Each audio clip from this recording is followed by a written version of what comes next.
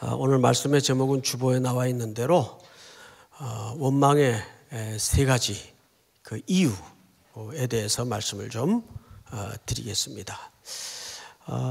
제목처럼 오늘 본문만 해도 원망이라는 단어가 제일 많이 등장하죠. 자, 그런데 문제는 이들이 어떤 상황에서 원망을 했는가를 한번 보자고요. 자, 우선 1절을 좀 보십시다. 이스라엘 자손의 온 회중이 엘림에서 떠나 엘림과 시내산 사이에 있는 신광야에 이르니 애굽에서 나온 후 둘째 달 15일이라. 그러니까 첫째 달 15일에 출발했으니까 둘째 달 15일이면 떠난 지 지금 얼마나 된 건가요? 이제 한 달 됐어요. 한 달. 집 떠난 지 한 달 됐어요. 그들은 한 달 전만 해도 어디에 거주해 살았나요? 애굽 땅입니다. 애굽 땅에서 어쨌든 거처도 있고 때에 따라서 필요한 음식도 먹을 수 있고 그래도 400년의 역사 속에서 나름 종살이지만 익숙한 생활이고 자리를 잡고 살고 있었어요. 근데 그 터전을 떠난 지 지금 한 달이 됐습니다. 무슨 7, 8명 캠핑 온 게 아니고 어마어마한 숫자가 지금 아무것도 없는 텅 빈 진공 상태와 다름없는 광야에 덩그러니 던져져 있는 겁니다. 자, 물도 없고 먹을 것도 없어요. 원망이 이상한 겁니까? 자연스러운 겁니까? 예, 제가 이 본문을 읽다가 여러분들한테 여쭤보려고 질문을 만든 게 아니고 성경을 읽다가 저한테 물어봤어요. 너 같으면 가만히 있었겠냐 그랬어요. 너 같으면. 예? 특별히 그 중에 한국 사람이 하나 끼어 있었다면 어떻게 됐을까? 장난 아니었을 것 같아요. 이스라엘 백성들은 잘 몰라도 이 원망은 이들의 현실적인 의미에서 저는 이상하지 않다고 봐요. 자, 여기에 이유가 있는 겁니다. 그럼 하나님이 그럴 줄 몰랐을까요? 그럴 리는 없죠. 그럴 줄 모르고 아이고 여기 얘네들 구원해 보니까는 아무것도 없네? 그런 하나님일까요? 그건 더더욱 아닐 거고. 자, 여기에서 이제 이 원망이 무엇으로부터 시작이 되냐 하면 결핍으로부터 시작이 돼요. 결핍, 원망. 근데 문제는 이 과정을 하나님이 전혀 인지하지 못할 리가 더더욱 없는 상황이란 말이에요. 자, 그런데 성경을 또 보실까요? 2절 이스라엘 자손 온 회중이 그 광야에서 모세와 아론을 원망하여. 저는 이 원망이 전혀 이상해 보이질 않아요. 내 모습이고 또한 여러분들의 모습이고 인간이면 이 상황 속에서 원망하지 않을 백성이 어디 있겠어요. 누가 제정신 가지고 여기서도 오 그럴 줄 알았어 감사합니다 이럴 사람은 없어요.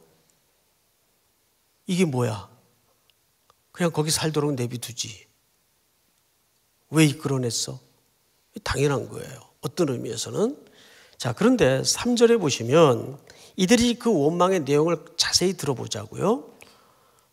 이스라엘 자손이 그들에게 이르되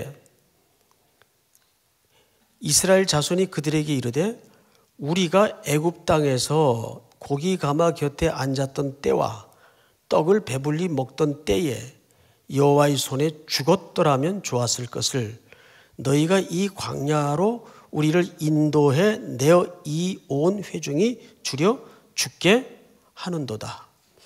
자, 여기에서 여러분 이 백성들의 기억이 과장되고 있다는 걸 눈치채셔야 돼요.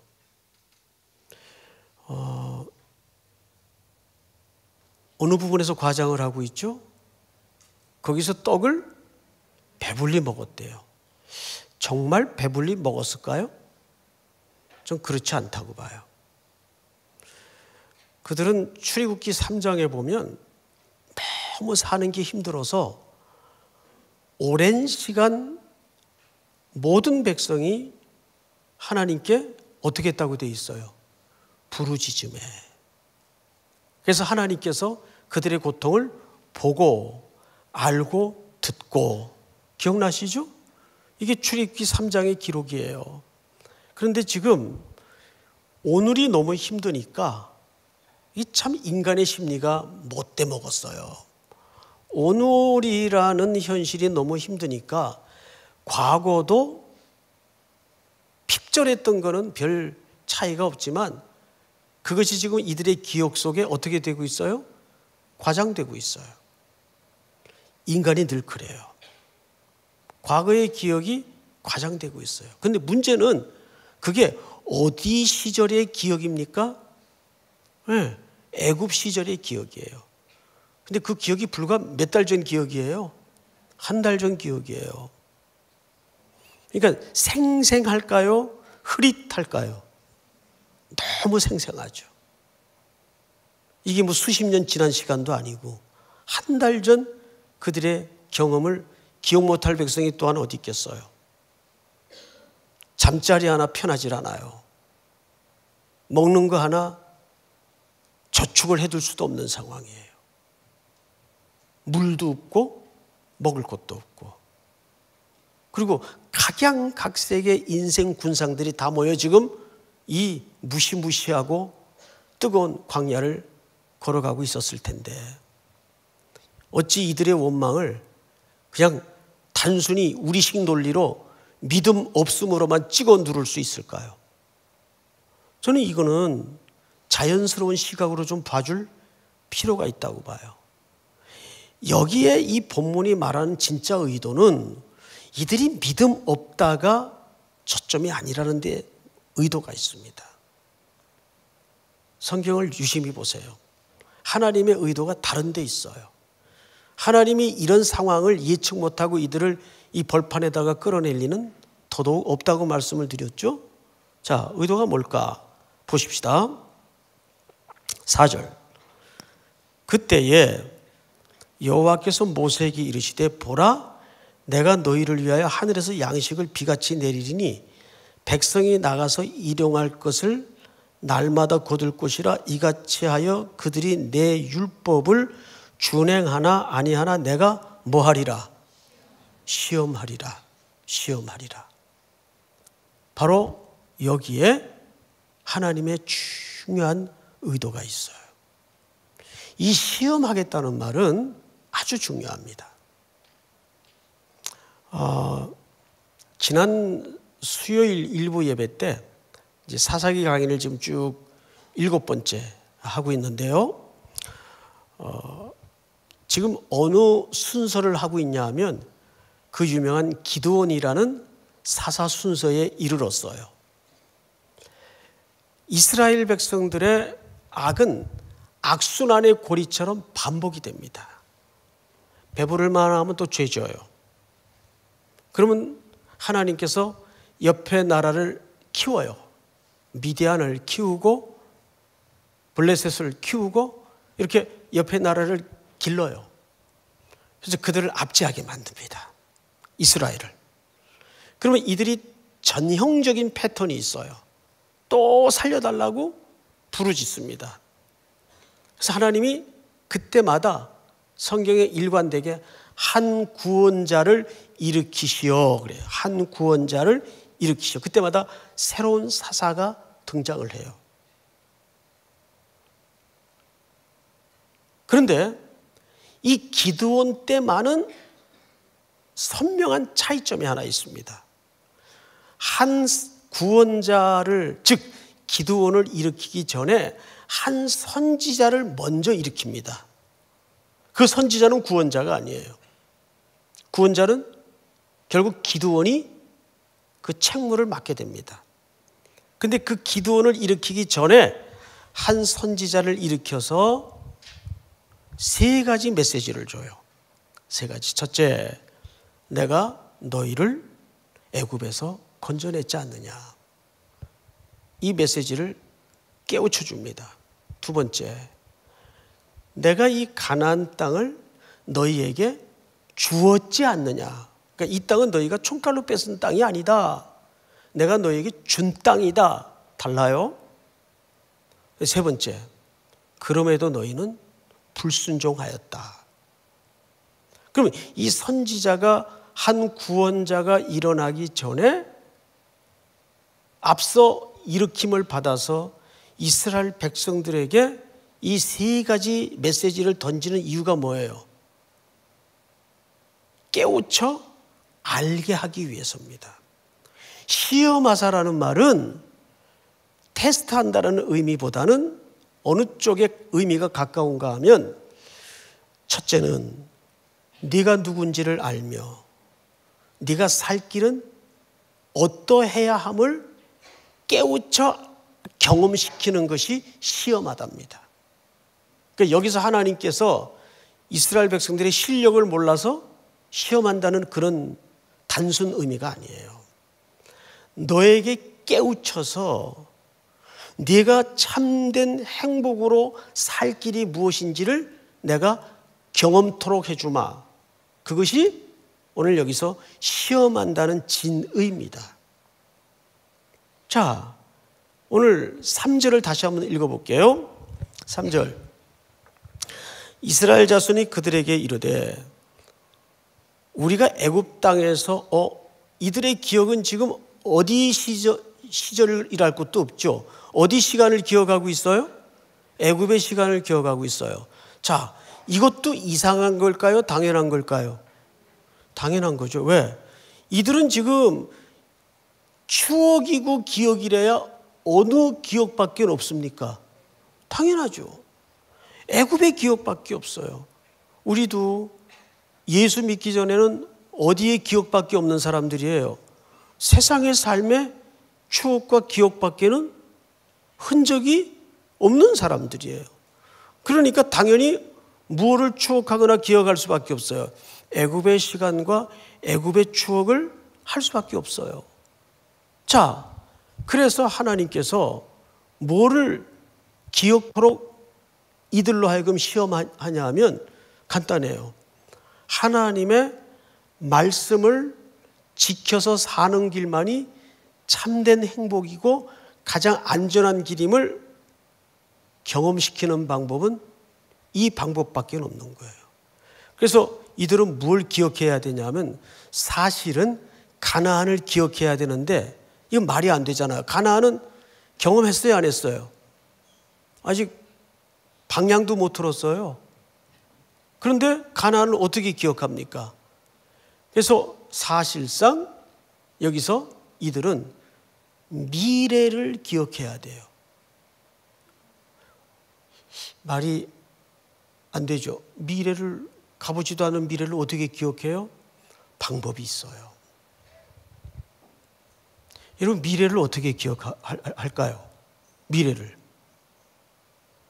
미래가 어디에 담아져 있죠? 예, 하나님의 언약 속에 그 미래가 담아져 있어요. 그래서 그거를 깨우치고 알도록 하기 위해서 지금 하나님은 그들의 원망을 나무라는 게 아니라 너희들을 시험하겠다는 거예요. 깨우쳐서 알게 해서 경험시키겠다는 거예요. 어떤 경험? 내 말씀을 따르고 순종해야만이 참된 행복과 가장 안전함이 보장된다는 것을 이 광야에서 가르쳐 주겠다는 거예요. 이해가 됩니까, 여러분? 그러니까 첫 번째, 이들의 원망은 어디를 기억했기 때문이에요? 그렇죠. 애굽을 기억했기 때문이에요. 옛삶의 현장을 기억했기 때문에 그래요. 근데 그것은 어쩔 도리가 없어요. 자, 두 번째. 이들은 무슨 경험이 없죠? 미래에 대한 경험이 없어요. 근데 그 미래를 유일하게 경험하는 방식이 있다고요. 그게 뭐죠? 하나님의 약속을 붙잡는 거예요. 그 약속 속에 무슨 그림이 다 함의되어 있습니까? 가나안의 행복과 참된 안식과 주 안에서의 삶에 충만하고 충족하고 완전한 약속이 하나님의 말씀 안에 다 함의되어 있단 말이에요.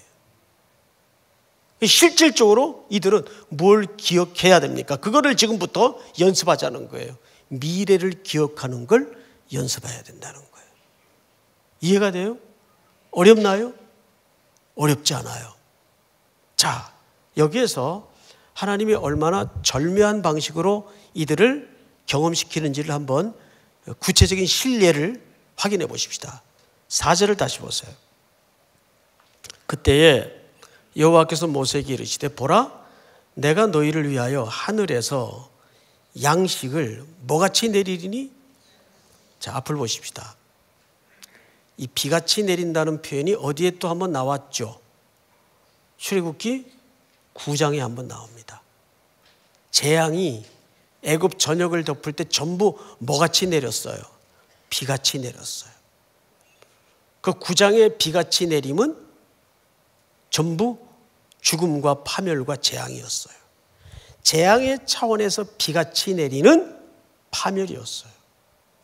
그런데 오늘 출애굽기 16장에 비같이 내림은 뭐가 비같이 내린다는 겁니까? 생명과 은혜가 비같이 내린다는 거예요. 믿습니까? 우리 그 가사에도 보면 이런 그 찬양이 있죠. 이런 가사가 있어요. 이거 이따 말씀 마치고 같이 부를 찬양인데 우리 함께 기도해 주 앞에 나와 무릎 꿇고 긍휼을 베푸시는 주 하늘을 향해 두 손 들고 하늘 문이 열리고 은혜의 빗줄기 이 땅 가득 내리도록 마침내 주 오셔서 의의 빗줄기 우리 위에 부으시도록. 이게 광야의 현장을 리얼하게 곡에 얹어서 고백한 위대한 CCM이에요. 이제 고영원 씨가 보니까 고영원 씨가 지었더라고요. 이분 참 작곡 작사를 잘하세요. 아주 이 고영원 씨가 1세대 CCM 가수이긴 하신데 아주 영성이 있고 영감이 있으세요. 사람이 멘탈이 이렇게 비슷하면 제가 그분 멘탈이 비슷하단 말이 아니고 이게 무슨 뜻인가 하면 이런 의미예요. 저는 이렇게 이제 금요 기도회나 또 주일날 예배를 이제 준비하면서 엔딩송을 고르다가 요거 좋겠다 해서 이렇게 뽑아보면 90%가 고영원 씨 노래예요. 참 신기해요. 오늘도 엔딩송을 이렇게 뽑았는데 또 보니까 이 노래. 예, 고영원 씨 노래. 한번 우리 금요 예배 때 한번 오셨댔죠? 예, 한번 더 모셔야 되겠어요. 예. 이분의 그 가사를 이렇게 읽어보면 참 이런 그 힘이 있어요. 그 하나님을 실제 역사 속에서 웅장히 경험한 그런 맛이 있어요.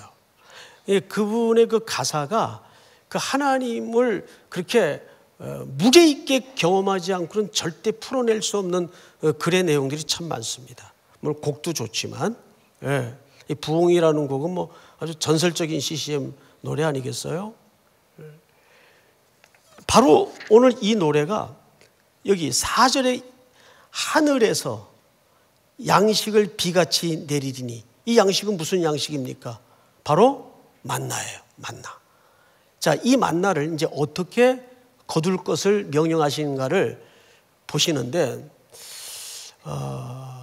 제가 수요일 일부 때도 그런 이제 말씀을 우리 성도들에게 드렸어요. 성경을 하나님의 시선에서 이렇게 보시면 하나님은 반전 전문가예요. 그래서 굉장히 그 인생의 경영을 밋밋하게 끌고 가지 않고 늘 화들짝 놀라게 반전에 반전을 거듭하면서 재밌게 물론 겪는 인간들은 죽겠다 살겠다 할 수는 있어도 참 하나님의 입장에선 재밌게 경영하신다는 것을 볼 수가 있어요.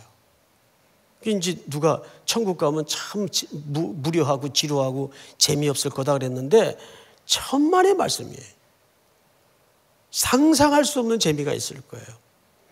하나님이 은혜를 베푸시는 방식도 보면요, 우리가 전혀 산수로 계산할 수 없는 그런 묘수를 두시면서 우리를 깜짝깜짝 눈을 열어가게 만드시는 것을 보지 않습니까? 자, 그러면 우리가 어떻게 이 일용할 양식을 거둘 것인가를 명령하는가를 잘 보십시다. 백성이 나가서 일용할 것을 날마다 거두라 그랬어요. 날마다. 자, 이거 어디서 우리 많이 봤네요. 마태복음 6장에 주기도문의 원형이 바로 이 본문에 있습니다. 우리를 뭐에 들게 하지 마옵시고 시험에 들게 하지 마옵시고. 지금 이 백성들은 시험에 걸려 있죠. 시험에 걸려 있어요. 그래서 그 시험을 하나님께서 어떻게 통과시키는가를 우리가 보자고요. 자, 그런데 거기에 주기도문에도 뭐를 구하도록 돼 있죠? 오늘날 우리에게 일용할 양식을 주옵시고. 근데 거기 오늘날 그랬죠. 오늘날. 근데 그 번역은 조금 틀린 번역은 아닌데 차라리 이 표현이 더 적실한 표현 같아요. 오늘 우리에게, 오늘날이 아니고 오늘 우리에게 일용할 양식을 주옵시고. 자, 그런데 히브리 말에는 시제가 현재 시제나 미래 시제나 큰 구분이 없어요. 특별히 이 대목에서. 왜냐하면 그 백석대 총장을 지내셨던 최갑종 교수라는 분이 계신데 그분이 이 대목에서 주기도문을 풀어 이제 그 주회를 하실 때 이렇게 설명을 하셨어요. 히브리인들의 하루는 언제부터 시작이 됩니까? 저녁부터 시작이 돼요. 그렇죠? 자, 그래서 저녁에 기도를 하면 오늘 우리에게 일용할 양식을 주옵시고는 그 양식은 언제 양식이 됩니까?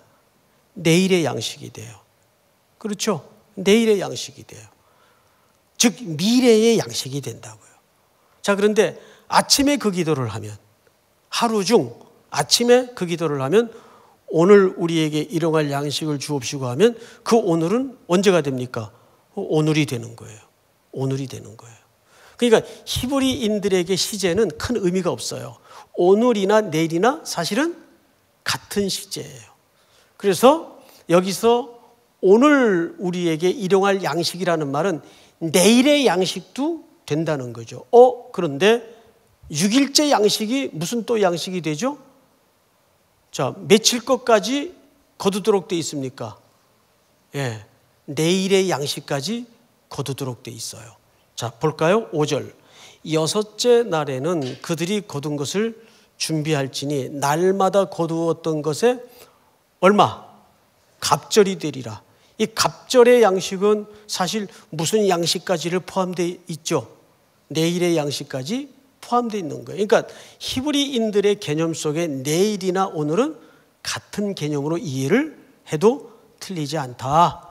자, 그런데 이 양식이 저 멀리 역사의 언덕을 넘어서 요한복음 우리가 이제 살펴볼 대목이겠지만 6장에 가면 예수님이 정확하게 그 만나 사건을 언급하면서 너희 조상들은 광야에서 만나를 날마다 먹었지만 내가 주는 음식은 참된 떡이니 영원히 배고프지 않을 것이다.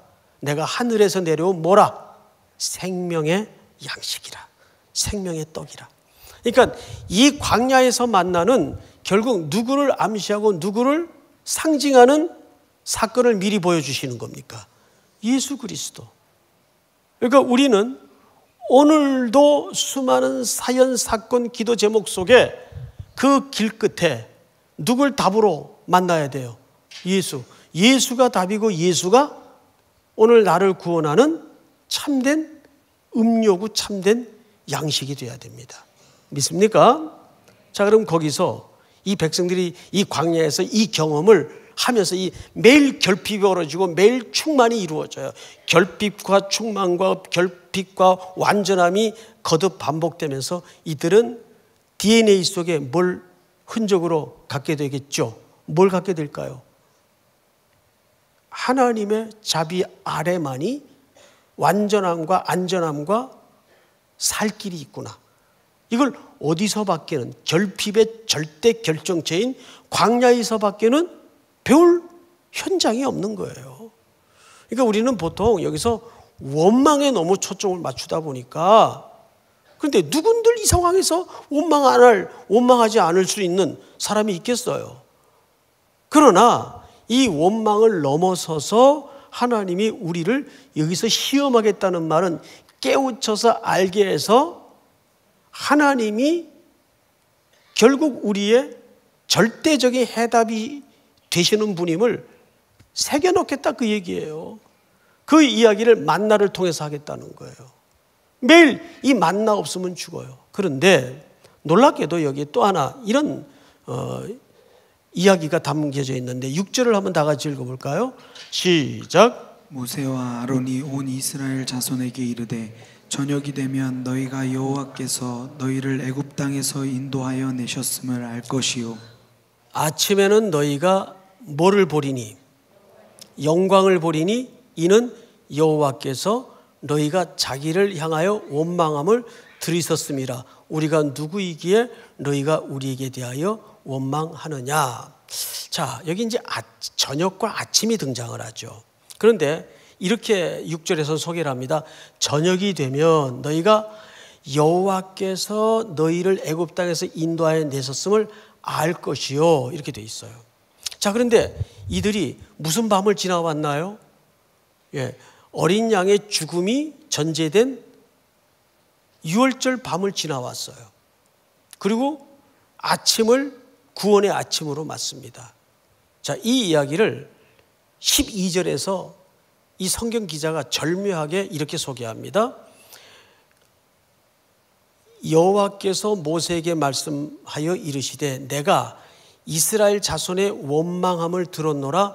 그들에게 말하여 이르기를 너희가 해질 때는 뭐를 먹고? 해질 때 고기 먹었죠. 먹었죠? 예. 그리고 앞으로도 해질 때 고기를 먹습니다. 메추라기가 날아와요. 메추라기가. 그리고 만나가 하늘에서 떨어집니다. 비같이. 메추라기도 비같이. 자, 그런데 저녁에는 고기를 먹고 아침에는 뭘 먹어요? 떡으로 배부리니 내가 여호와 너희 하나님인 줄 알리라 하라 하시니라. 이게 무슨 얘기일까요? 저녁에는 슬픔이 기숙할지라도 아침에는 영광으로 눈을 뜨겠다, 그 말이에요.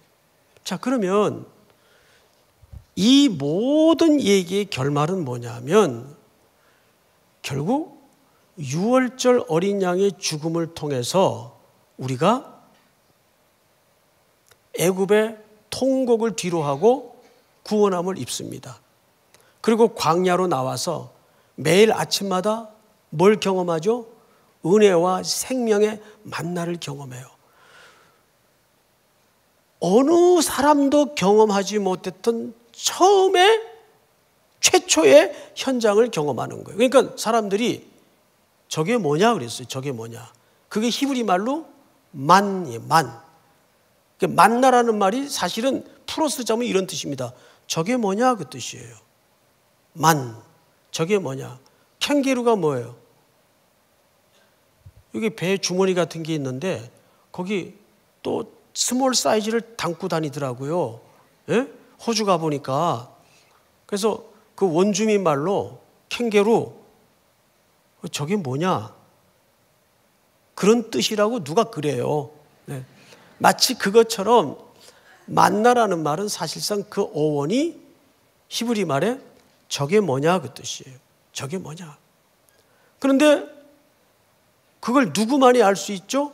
먹고 살아서 경험한 사람만이 저게 뭐냐를 알 수 있는데 놀랍게도 이것이 세모법의 문법을 보면 저게 뭐냐도 되지만 이게 이렇게도 번역이 돼요. 저게 누구냐라는 의미도 돼요. 저게 누구냐. 그러니까 저게 누구냐라는 말로도 번역이 가능해지고 저게 뭐냐로도 번역이 가능한 말이 만나예요.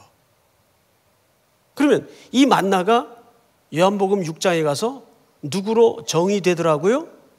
예수 그리스도. 저게 누구냐? 하늘에서 내려온 저분이 누구냐? 이게 끊임없는 인류의 질문 아니었어요? 예수. 예수가 아무것도 없는 이 시뻘건 광야에서 우리가 살 길이라는 것을 이미 이 들판의 향연을 통해서 우리에게 설명하고 싶은 겁니다. 믿습니까? 자, 그런데 여기에 선교적 과제가 있어요. 선교적 과제. 몇 절을 보시냐 하면 16절을 보십시다. 다 같이 한번 시작. 여호와께서 이같이 명령하시기를 너희가 각 사람을 먹을 만큼만 이것을 거둘지니 곧 너희 사람 수요대로 한 사람에게 한 오멜씩 거두되 각 사람이 그의 장막에 있는 자들을 위하여 거둘지니라 하셨느니라. 거두러 나간 사람들 중에 누구 목까지 거두도록 돼 있어요? 장막에 있는 사람까지. 그의 장막에 있는 자들을 위하여 거둘지니라 하셨느니라. 자, 그러면 장막이라는 말은 공동체의 상징이란 말이에요. 그러면 장막에 있는 사람들은 왜 안 거두러 나갔을까요? 왜 안 거두러 나갔을까요? 자, 이 사람들인들 먹고 싶은 욕망이 없고 하나로 더 챙기고 싶은 욕망이 없었을까요? 아닙니다. 이 사람들은 공동체 안에 어느 시대에나 존재했던 사회적 약자들입니다. 연약한 사람들. 그러니까 움직여서 먹고 살 수 있는 사람들은 그것이 내 목만을 위한 삶이 되어서는 안 되고 누구 목까지를 위해서 거두란 얘기예요. 그렇죠. 우리 공동체 안에 연약한 약자들을 위해서. 그래서 우리 청년들 가끔 결혼 주례할 때 제가 5가지 복을 비는 중에 반드시 재물의 복을 빌어요. 그것은 단순히 기복적인 차원의 권고가 아니고 질문을 하죠. 우리 청년 형제는 50명, 5,000명 분을 혼자 먹고 살래요? 5,000명을 먹여 살릴래요? 이 질문을 꼭 합니다. 주례 받을 때는 다 5,000명 분을 먹여 살리겠다 그래요. 근데 그 후는 잘 모르겠어요, 아직. 예? 바로 그 얘기를 하는 거예요. 타고날 때부터 약하게 태어난 사람들, 또 연약한 지체들을 하나님께서는 인류 역사가 시작된 이래 늘 우리 곁에 두셨습니까? 안 두셨습니까? 그러면 우리는 자본주의 논리로만 네가 실력이 없으니까, 네가 뒤떨어지니까 넌 굶는 게 당연해. 이게 정일까요? 아니죠. 장막에 있는 자들을 위해서, 거두러 나갈 수 없는 자들을 위해서. 아시겠어요, 여러분? 그 다음 절을 볼까요? 이렇게 되어 있습니다. 17절. 이스라엘 자손이 그같이 하였더니 그 거둔 것이 많기도 하고 적기도 하나, 분명 영양에 따라서 많이 거두기도 하고 적게 거두기도 했겠죠? 그런데 18절 시작. 오멜로 되어 본즉 많이 거둔 자도 남음이 없고 적게 거둔 자도 부족함이 없이 각 사람은 먹을 만큼만 거두었더라. 어떻게 이게 가능할까요? 적어도 그 시대에는 이 벌판에서 그런 분배가 가능했다는 얘기예요. 자, 그리고 1절 남겨두지 말 것을 권고합니다. 19절을 제가 읽습니다. 모세가 그들에게 이르기를 아무도 아침까지 그것을 남겨두지 말라 하였으나 그들이 모세에게 순종하지 아니하고 더러는 아침까지 두었더니 벌레가 생기고 냄새가 난지라 모세가 그들에게 노하니라. 이런 사람들이 꼭 있죠. 예, 뚱쳐놓는 사람들. 그런데 문제는 남겨놔야 그게 내게 됩니까 안 됩니까? 안 된다는 거죠. 내게 안 돼요. 누구 것만 내게 되냐면, 자 보십시다. 21절 무리가 아침마다 각 사람은 먹을 만큼만 거두었고 햇볕이 뜨겁게 쬐면 그것이 쓰러졌더라. 그러니까 하나님이 먹으라고 준 것만 내 것이 되는 거예요. 이게 진짜 하나님이 주신 것이에요.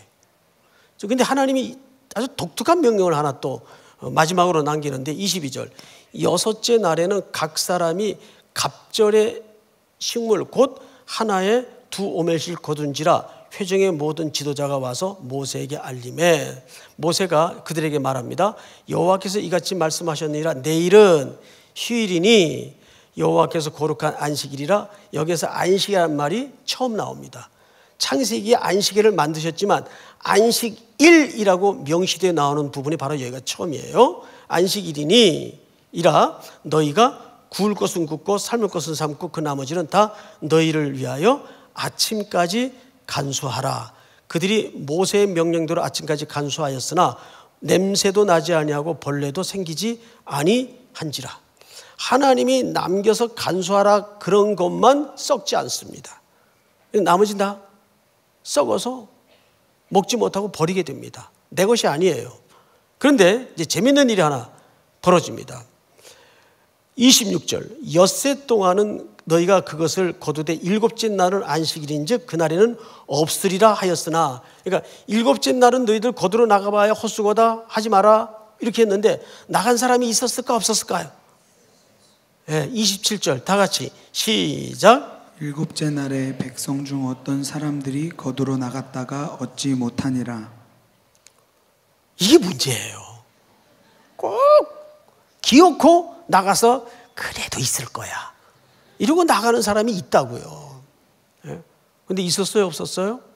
그러면 지금까지 이 전 과정을 통해서 하나님이 결국 이 백성들에게 훈련시키고자 하는 게 뭘까요? 두 가지입니다. 아까 시험하겠다라고 말씀하실 때 내 계명과 율법을 지키는지 아니 지키는지 기억나시죠? 이거를 연습시키는 거예요. 지켜야만 가장 완벽하게 충분하게 안전하게 살 수 있다. 그리고 마지막 진짜 결론입니다. 결론 다 같이 보십시다. 7절 아침에는 너희가 여호와의 뭘 보리니? 이는 여호와께서 너희가 자기를 향하여 원망함을 들으셨음이라. 자, 여기에서 우리는 하나님께 영광을 돌린다는 말의 정의를 조금 다양한 시각에서 이해할 필요가 있습니다. 이 정의를 마치고 말씀을 좀 맺도록 하겠습니다. 하나님께서 영광을 보이셔요. 근데 그 영광이 나타날 때마다 놀랍게도 인간의 불순종과 결핍 뒤에 뭐가 나타납니까? 하나님의 영광이 나타나요. 자, 모세가 출애굽기 33장에서도 백성들이 하도 속썩이고 말 안 들으니까 뭐 보여달라 그러죠? 영광을 보여달라 그래요. 영광. 그래서 하나님이 등의 모습을 보이시고 지나가십니다. 그 말은 무슨 뜻일까요? 여러 가지로 해석할 수 있지만 하나님은 이 역사의 일반 섭리와 순리를 통해서 이미 영광을 채워주시고 보여주신다는 얘기예요. 여러분들이 하나님께 영광을 돌리고 싶으면 답은 선명합니다. 간단합니다. 어떻게 하나님께 영광을 돌리는지 아세요? 내 인생의 공고함이 찾아들고 내가 원망할 수밖에 없는 환경 속에서 주님을 향하여 무릎 꿇을 때 하나님은 그것을 뭐라고 표현하죠? 내가 영광을 보여주겠다라고 표현해요. 그러니까 우리는 이 기도하는 시간이 그런 인간의 기본적인 결핍을 통해서 하나님의 무릎에 앉는 시간이에요. 그러면 하나님은 그걸 뭐라 그런다고요? 영광을 보여주는 거예요. 그런데 그 영광이 늘 누구의 결핍과 끊을래야 끊을 수 없는 관계 속에 있습니까? 인간의 결핍, 인간의 부족, 인간의 원망. 그때마다 우리가 누구의 무릎으로 달려 들어가야 될까요? 하나님의 무릎으로. 믿습니까? 그러니까 영광을 우리가 한쪽으로만 생각해서는 안 돼요. 뭐 여러분들이 잘 돼서 영광을 돌리는 것도 영광이지만 오늘 이 광야에서 최초로 하나님이 영광을 말씀하시면서 보여주는 의미는 그런 영광이 아니에요. 여러분들이 하나님의 무릎에 앉고 결핍의 순간에도 누구 앞으로 달려나오는 게 영광입니까? 하나님 아버지 앞에 무릎 꿇어지는 것이 영광입니다. 믿습니까? 그 영광은 아버지의 기쁨과 희열을 얘기하는 거예요. 얘가 또 힘드니까 나한테 왔구나. 아버지께서는 기뻐요. 그걸 여기서는 영광을 드러낸다 그래요. 오늘도 그 하나님의 수많은 영광이 여러분들의 수많은 눈물과 만나지는, 수많은 사연과 만나지는 귀한 밤이 될 수 있기를 축복합니다. 우리 다 같이 일어나십시다. 우리 함께 기도해 찬양하죠.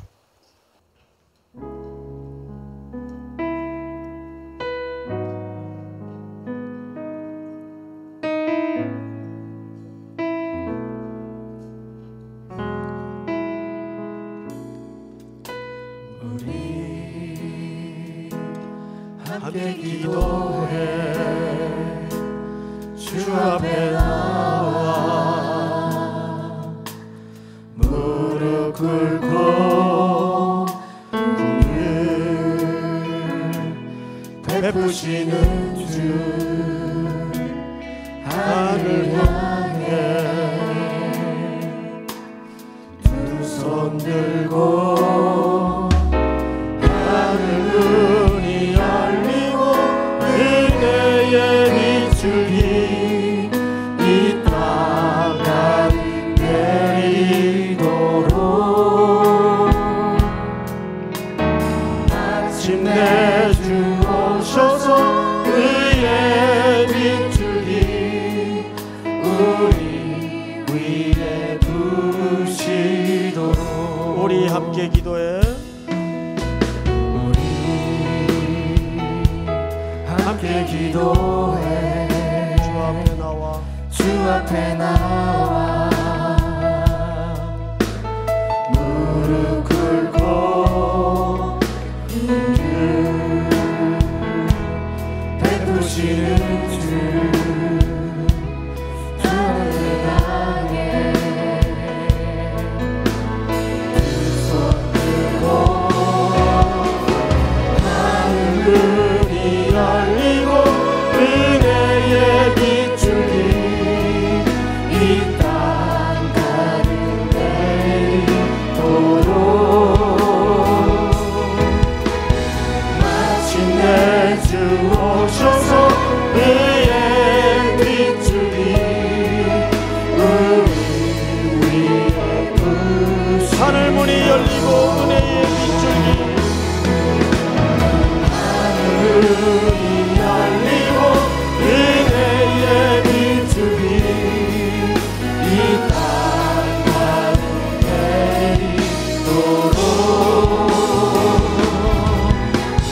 마침내 주 오셔서 은혜의 빛줄이 우리 위에 부시도록.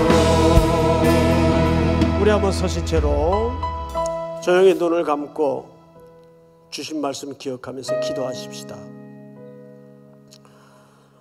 하나님은 광야에 이 백성들을 이끌어내실 때 원망이 터져 나올 줄 모르셨던 것도 아니고 광야에 아무것도 없음을 미처 파악하지 못했던 것도 아닙니다. 당연히 이 땅은 결핍 천지의 세상입니다. 인류가 타락했기 때문입니다. 거기에 던져진 우리의 사정을 하나님은 너무나 잘 아십니다. 오늘 이런 영적인 상상을 했으면 좋겠어요. 그럼에도 불구하고 그 광야 하늘을 가득히 덮은 메추라기 떼와 만나가 매일 어떤 모습으로 내렸을까? 또 아무것도 없는 광야에서 그것을 바라보던 이스라엘 백성들은 과연 어떤 탄성을 터뜨렸을까? 어떻게 하나님을 경험했을까? 오 하나님, 오늘 이 밤에 이 자리를 찾은 우리 삼일교회 모든 성도들의 위를 보는 하늘에 그 은혜의 빗줄기가 가득히 임하는 밤이 될 수 있도록 도와주시옵소서. 그 하나님의 자비와 만나는 밤이 될 수 있도록, 하나님의 긍휼의 빗줄기와 만나는 밤이 될 수 있도록, 예수가 저 고민 끝에 길이며 대답임을 만나는 밤이 될 수 있도록 도와주시옵소서. 우리 이 시간 다 같이 한번 주여 주여 주여 3번 부른 다음에 기도하면서 자리에 앉으셔도 되고 서서 기도하셔도 되고 최소한 12시까지 간절히 기도하시다가 또 30분이 되면 안수가 필요한 분들은 앞으로 나오시기 바랍니다. 우리 한번 주여 부른 다음에 통성으로 기도합니다. 주여 주여 주여. 사랑하신 아버지 하나님 감사합니다. 오늘 이 밤에도 하나님께서 우리와 만나주시고 주님의 선한 역사를